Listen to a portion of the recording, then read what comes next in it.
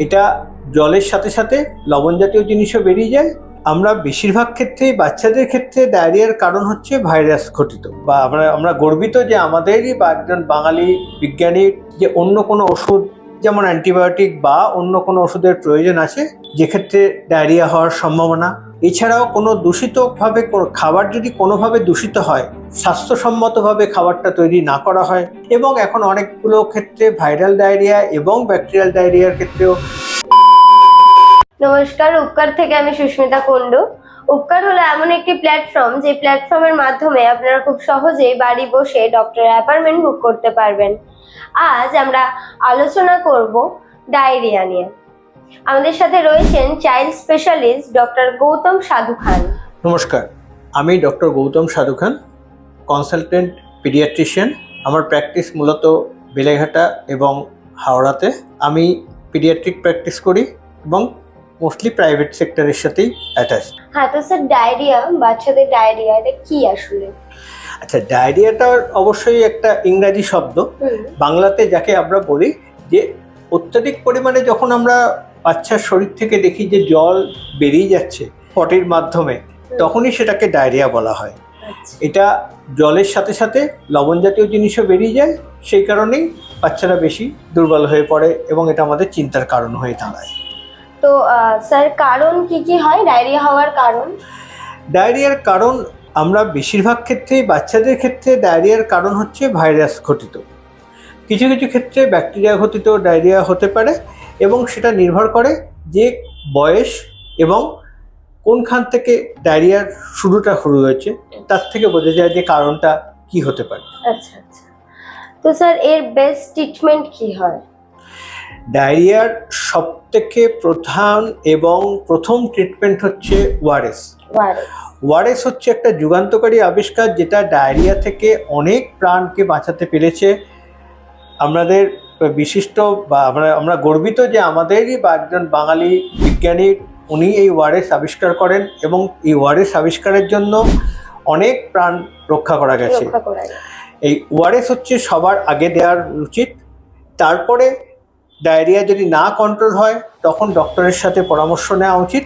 সেক্ষেত্রে ডাক্তারবাবু যদি মনে করেন যে অন্য কোনো ওষুধ যেমন অ্যান্টিবায়োটিক বা অন্য কোনো ওষুধের প্রয়োজন আছে, তখন সেটা ডাক্তারবাবুর পরামর্শ নিয়েই তবে সেটা খাওয়া উচিত। খাওয়ানো হয়। তো স্যার, বাচ্চাদের ডায়রিয়া কি কি খেলে হতে পারে, মানে বেশি সম্ভাবনা থাকে? যেহেতু এটা মুখ থেকে আসে জল ঘটিত একটা অসুখ, তাই পানীয় জল একটা অন্যতম কারণ যেক্ষেত্রে ডায়রিয়া হওয়ার সম্ভাবনা। এছাড়াও কোনো দূষিতভাবে খাবার যদি কোনোভাবে দূষিত হয়, যেমন খোলা জায়গায় রাখা, তাতে মশা মাছি বসছে, তার থেকে হচ্ছে, অথবা রাস্তা থেকে এখন বাচ্চাদের একটা টেন্ডেন্সি এবং বাচ্চাদের বায়নাও হচ্ছে বাইরে থেকে রাস্তা কেটে খাবার কিনে খাবো, সেইগুলো থেকেও ডায়রিয়া হওয়ার সম্ভাবনা থাকে। আর যখন বাড়িতে খাবার তৈরি করা হচ্ছে তখনও যদি প্রকৃত পরিবেশ সঠিকভাবে স্বাস্থ্যসম্মতভাবে খাবারটা তৈরি না করা হয়, তাহলেও ডায়রিয়া হতে পারে। তো স্যার, ডায়রিয়া প্রতিরোধ কি করে করা যাবে? ডায়রিয়া প্রতিরোধ করার জন্য যে কারণের জন্য হচ্ছে সেইগুলোকে অ্যাভয়েড করাটাই দরকার। যেমন ডায়রিয়ার জন্য প্রথমত এই যে রাস্তা থেকে খোলা খাবার যেগুলো, সেগুলোকে বন্ধ করতে হবে খাওয়া, এবং বাড়িতে যখন খাবার তৈরি করা হচ্ছে তখন সেগুলো সঠিক স্বাস্থ্যসম্মত উপায়ে খাবারটা তৈরি করতে হবে। এছাড়াও আমাদের একদম শুরুতেই যদি আমাদের ডায়রিয়াটাকে ওআরএস খাইয়ে তাকে যদি ফ্লুইডটাকে, মানে শরীর থেকে যে জল জাতীয় জিনিস বেরিয়ে যাচ্ছে সেটাকে আমরা যদি রিপ্লেস করতে পারি, তাহলেও ডায়রিয়াটাকে আটকে দেওয়া যেতে পারে। এবং এখন অনেকগুলো ক্ষেত্রে ভাইরাল ডায়রিয়া এবং ব্যাকটেরিয়াল ডায়রিয়ার ক্ষেত্রেও অনেকগুলো ভ্যাকসিন আছে, যেগুলো ডক্টরের সাথে পরামর্শ করে যদি মায়েরা বাচ্চাদের দেওয়ার সুযোগ করতে পারেন, তাহলেও ডায়রিয়াটাকে আটকানো যেতে পারে। ধন্যবাদ ডক্টর গৌতম সাধু খানকে আমাদের সাথে এত গুরুত্বপূর্ণ একটি বিষয়ে আলোচনা করার জন্য, আর ধন্যবাদ আপনাদেরও আমাদের সাথে থাকার জন্য। নমস্কার, আমার তরফ থেকেও আবার ধন্যবাদ উপকার টিমকে। উপকার টিমের এই প্রচেষ্টা নিশ্চয়ই সাধারণ লোকের কাছে কিছু বার্তা বয়ে দেবে, যাতে তারা একটা অত্যন্ত কমন এবং গুরুত্বপূর্ণ অসুখ সম্বন্ধে কিছুটা সচেতন হতে পারেন। এবং এই রকম আরও প্রচেষ্টা উপকারের কাছ থেকে আমরা আশা করব, যাতে সাধারণ লোকের অনেক উপকারে লাগে সত্যি এবং নামটার সার্থকতা চলে আসে তার থেকেই।